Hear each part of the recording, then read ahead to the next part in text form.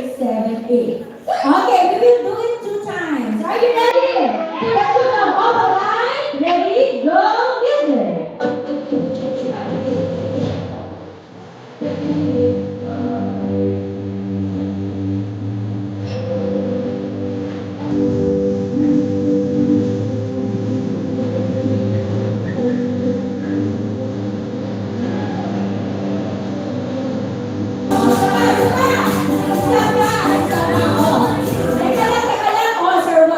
Video ka na, sasayaw ka na. Hindi, sasayawin kita dito. Ready?